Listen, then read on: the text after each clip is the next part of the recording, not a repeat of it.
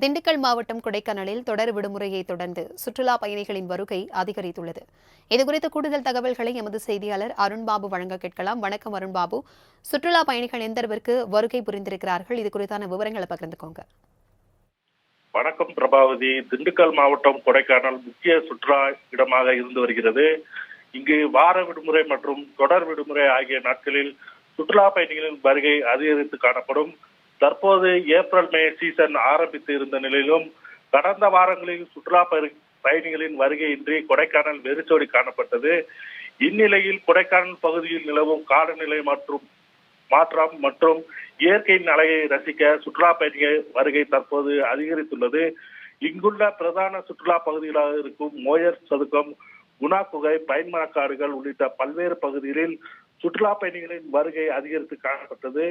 மேலும் அவ்வப்போது பெய்து வரும் சாரல் மழையிலும் சுற்றுலா பயணிகள் மகிழ்ச்சி அடைந்து வருகின்றனர்.